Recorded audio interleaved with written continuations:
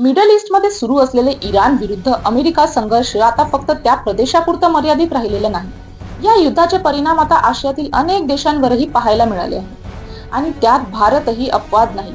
मागच्या काही दिवसांपासून जर आपण बघितलं तर भारतातील अनेक शहरांमध्ये कमर्शियल गॅस सिलेंडरचा तुटवडा जाणवतोय. हॉटेल्स, रेस्टॉरंट आणि फूड बिझनेस करणाऱ्या अनेक लोकांना सिलेंडर मिळण्यात अडचणी येत आहेत. काही शहरांमध्ये तर अशी परिस्थिती निर्माण झाली आहे की हॉटेल्स बंद पडण्याची वेळ येऊ शकते अशी भीती व्यक्त केली जात आहे.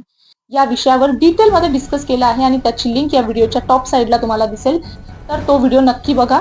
सरकार मात्र सांगत आहे की देशात गॅसचा पुरेसा साठा उपलब्ध आहे आणि घाबरण्याचे कारण नाही. पण लोकांमध्ये प्रश्न निर्माण झाला आहे, जर युद्ध अजून वाढलं तर पुढच्या काही दिवसात पेट्रोल आणि डिझेलचाही तुटवडा निर्माण होऊ शकतो. या सगळ्या चिंतेच्या वातावरणात एक बातमी समोर आली आणि अनेकांना आश्चर्य वाटलं. भारतामध्ये गॅसच्या टंचाईची चर्चा सुरू असताना भारताने बांगलादेशला तब्बल 5,000 टन डिझेल पाठवले आहे. नमस्कार, मी सपना स्वागत करते तुमचं मराठी फॅक्ट बॉक्स मध्ये. 9 मार्च रोजी भारतातून पाईपलाईनच्या माध्यमातून बांगलादेशला डिझेलचा पुरवठा सुरू करण्यात आला. विशेष म्हणजे मागील काही महिन्यांपासून भारत आणि बांगलादेश यांच्यातील संबंध फारसे चांगले नव्हते, कारण भारताने बांगलादेशच्या माजी पंतप्रधान शेख हसीना यांना आश्रय दिल्यानंतर दोन्ही देशांमध्ये राजकीय तणाव निर्माण झाला होता.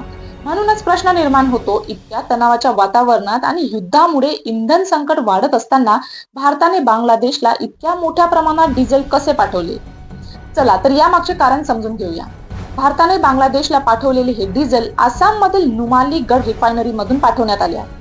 हे डिझेल क्रॉस बॉर्डर पाईपलाईनद्वारे बांगलादेशमध्ये पोहोचवले जात आहे. बांगलादेश पेट्रोलियम कॉर्पोरेशनचे अध्यक्ष मोहम्मद रिजानुर रहमान यांनी दिलेल्या माहितीनुसार 9 मार्च रोजी दुपारी सुमारे 3:20 पंपिंग सुरू झाले आणि त्या वेळेपासून दर तासाला सुमारे 113 टन डिझेल बांगलादेशकडे पाठवले जात आहे. 10 मार्च पर्यंत जवळपास 5,000 टन डिझेल बांगलादेशमध्ये पोहोचले होते.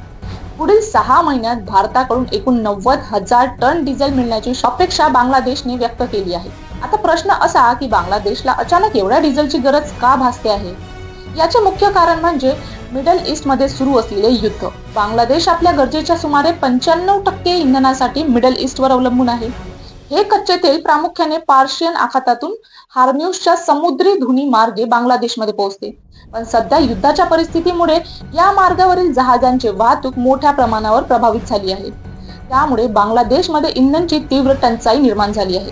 आता पेट्रोल पंपावर लांबच लांब रांगा लागल्या आहेत आणि काही शहरांमध्ये सरकारला इंधनाचे रेशनिंग करावे लागत आहे. सध्या बाईकसाठी 10 लिटर आणि कारसाठी 40 लिटर मर्यादा निश्चित करण्यात आली आहे. बांगलादेशात दररोज सुमारे 12,000 टन डिझेलची गरज असते, पण सध्या फक्त 9,000 टनच उपलब्ध आहे. जर युद्ध आणखी वाढले तर बांगलादेशमध्ये परिस्थिती आणखी गंभीर होऊ शकते. पण इथे एक महत्त्वाची गोष्ट समजून घ्यावी लागेल. भारताने बांगलादेशला डिझेल पाठवले आहे ते आपत्कालीन मदत म्हणून नाही. हा पुरवठा एक दीर्घकालीन कराराचा भाग आहे.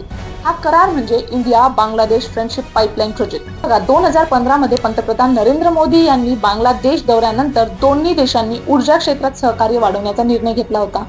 त्यानंतर 2017 मध्ये नुमालीगढ रिफायनरी लिमिटेड आणि बांगलादेश पेट्रोलियम कॉर्पोरेशन यांच्यात चर्चा सुरू झाली. त्यानंतर 2018 मध्ये या प्रकल्पासाठी औपचारिक करार करण्यात आला आणि त्याच वर्षी या पाईपलाईनची पायाभरणी झाली. ही पाईपलाईन सुमारे 131 किलोमीटर लांबीची आहे आणि यापैकी 126 किलोमीटर भाग बांगलादेशमध्ये तर 5 किलोमीटर भाग भारतात आहे. ही पाईपलाईन आसाम मधील नुमालीगढ रिफायनरी पासून सुरू होते आणि बांगलादेश मधील दिनाजपूर जिल्ह्यातील पार्वतीपूर डेपो पर्यंत जाते. मार्च 2023 मध्ये पंतप्रधान नरेंद्र मोदी आणि शेख हसीना यांनी या प्रकल्पाचे उद्घाटन केले.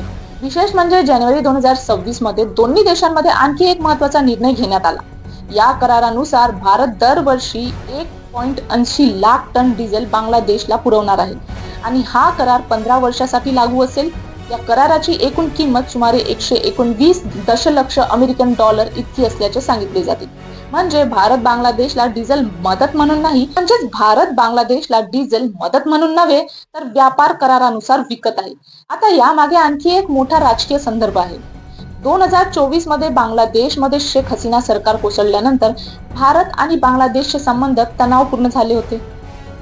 मात्र आता बांगलादेशमध्ये नवीन सरकार सत्तेत आल्यानंतर दोन्ही देशांमध्ये पुन्हा सहकार्याचे संकेत दिसू लागले आहेत.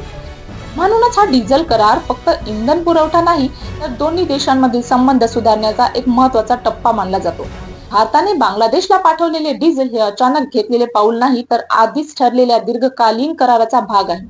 पण सध्याच्या युद्धाच्या पार्श्वभूमीवर या कराराचे महत्त्व नक्कीच वाढले आहे. आता मला सांगा, तुम्हाला काय वाटतं, युद्धाच्या परिस्थितीतही अशा आंतरराष्ट्रीय करारांचे पालन करणे योग्य आहे का? आणि या निर्णयामुळे भारत आणि बांगलादेशचे संबंध आणखी मजबूत होतील का? तुमचे मत आम्हाला कमेंट सेक्शन मध्ये नक्की सांगा. अशाच रोचक आणि सखोल विश्लेषणासाठी द मराठी फॅक्ट बॉक्स याला फॉलो करा. मी आहे सपना. पुन्हा भेटूया एका नवीन आणि महत्त्वाच्या विषयासोबत. धन्यवाद.